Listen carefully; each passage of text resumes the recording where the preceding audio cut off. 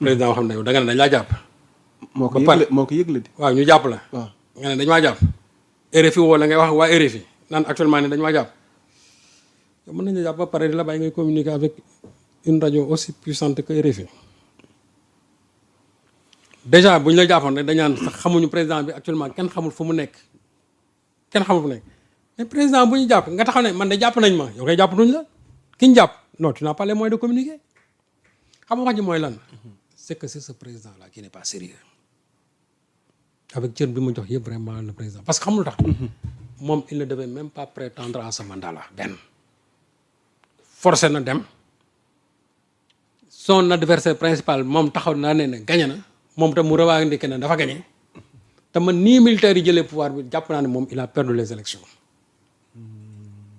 c'est parce qu'il a perdu les élections léegi nag lan moo am diggante moom militaires yi pour peut-être defaat un coup à la gabonaise et cetera fexe bañ ne woy donc finalement sax militaires yi jël nañ pouvoir bi.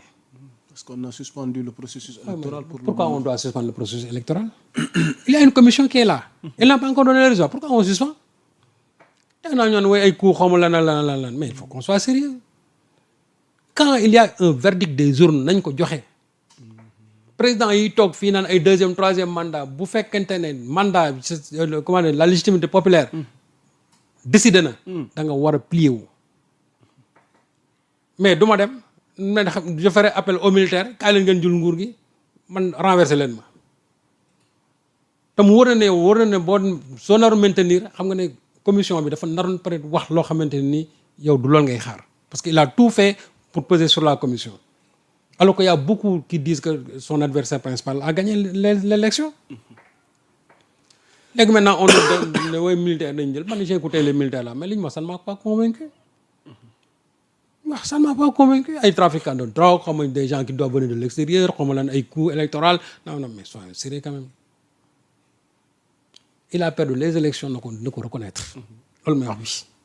Il a perdu. Vraiment, démocratiquement, on a taxaw jëmbale leng yi. C'est pas la fin du monde. Mais nag maa ngi dem.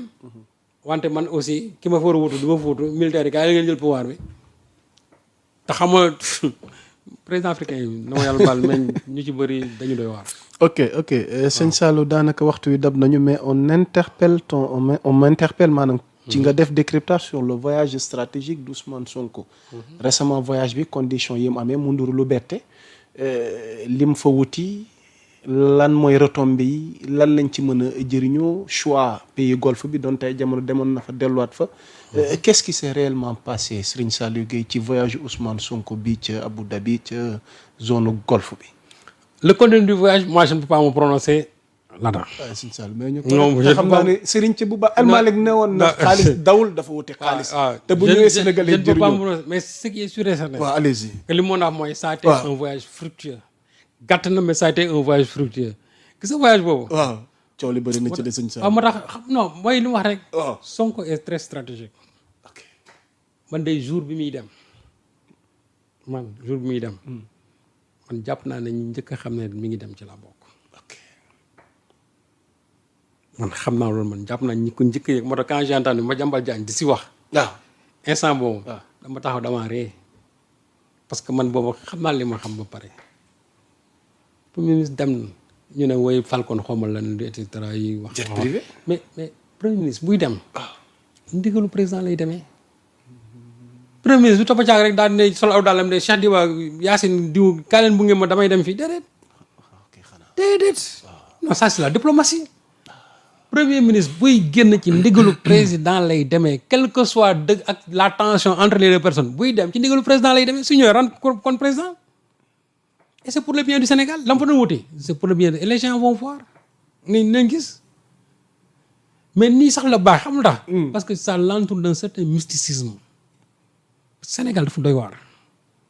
premier ministre dem na desuwaat moo tax gis nga ma ne. Sonko dina fi dofloo ñu bari. Sonko. dina fi dofloo ñu bari. il tient le haut du pavé. c'est-à-dire yàlla moo ko may loolu. te loolu aussi man jàpp naa ne. lu baax la. parce que Sonko lu mu def. ça fait l'actualité. Sonko dem na wax kenn ñu ne voyage bi kenn yóbbu ko Sonko dellusi na voyage bi nangam. Sonko lii ñu ne Sonko noppi na ñu ne Sonko jël na congé.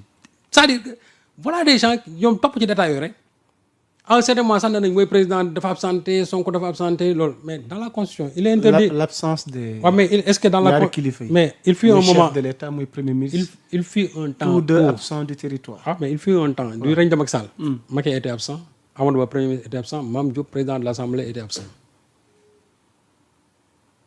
le président son second dans l'exécutif et son second au niveau constitutionnel ñoom ñëpp kenn newul sur le territoire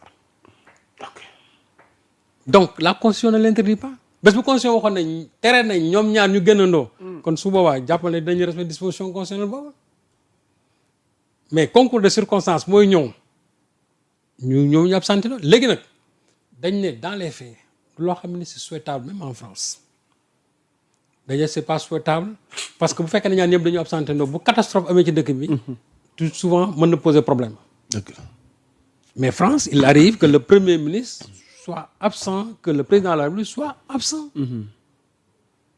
loolu kese la du leneen donc bu catastrophe amee ci dëkk bi dañ naan souvent rek day na am ay problème coordination et cetera loolu kese la du leneen mais la constitution ne l'interdit pas su ma déggee nag vraiment de vieux politiciens yoo xam ñoom franchement qu'ils doivent aller à la retraite toog di nekk ci ñàkk fayda yi di wax man pour man jàpp naa ne nit ñi amatul lu ñu wax quoi c'est-à-dire que léegi ci yooyu la ñuy nekk rek woy dégg naa sax ku naan Sonko nañu wax voyage bi combien ça a coûté nangam suñu opposition nag foofu lañ toll parce que jet privé la laal quoi. am la mais suñu opposition foofu lañ toll ok Sonko nee naa leen lépp lu ñu def ñoom kay xam lu ñu woon def Diomaye moo ko yónni Diomaye mi nga xamante ne moo ko yónni ñoom dañoo wax ne Diomaye yow ñaata nga fay ci avion bi yóbbu xam Sonko du fay ak posam xam nga Sonko du fay xaalis primature du dëgg kon Diomaye mi nga xamante ne moom ci ndigalam la demee dañ ne Diomaye yow rends-nous des comptes sur ce voyage là de Sonko dañ bàyyi Sonko en paix jërëjëf c'est-à-dire que lépp lu ñuy kii rek Sonko man la c'est-à-dire ils vont toujours lui chercher la petite bête mais gis nga looloo ko jik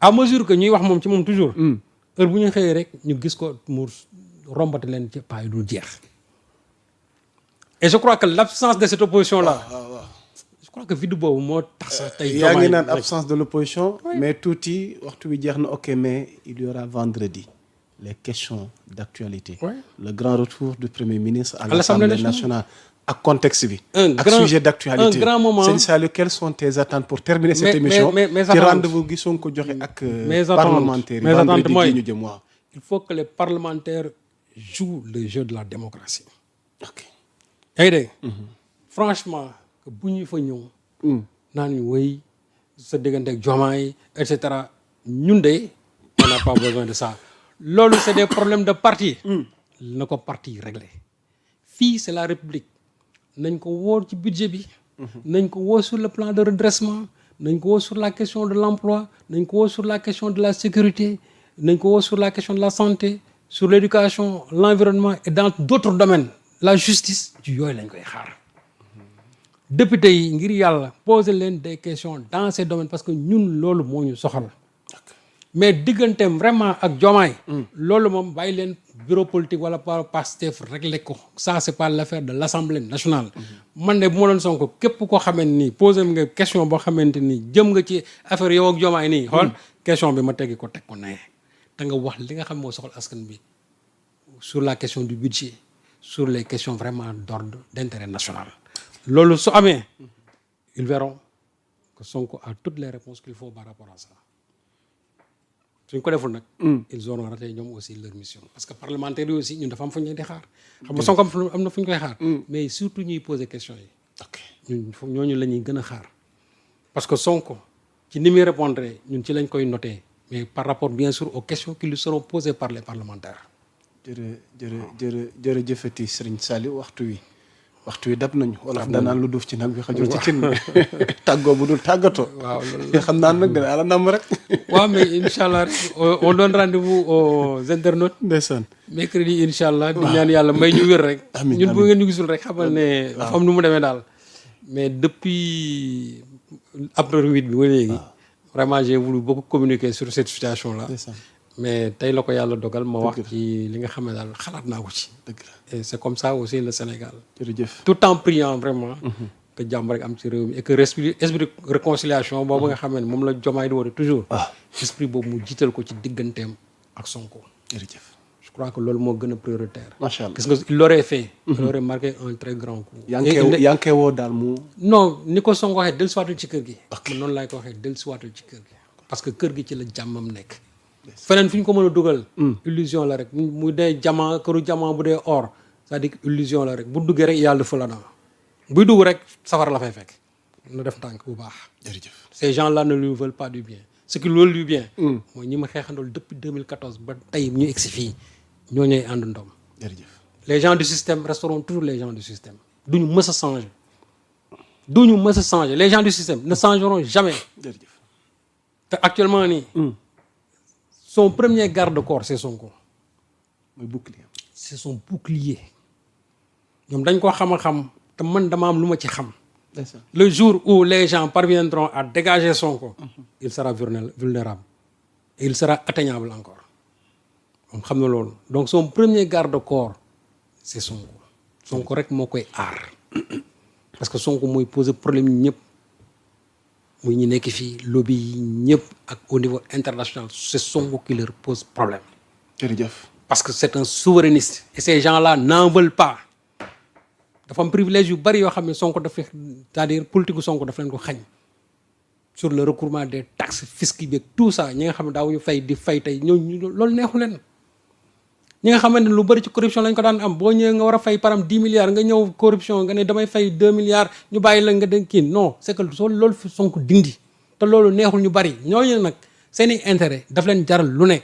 Ils vont passer par le président, ils vont passer par ses dames, ils vont passer par ses amis, ils vont passer au niveau international fu nekk danañ fa jaar c'est-à-dire pour mën a dégager ki nga xamante ne jàpp nañ ne tey moom c'est l'obstacle te l'obstacle boobu mooy Sonko.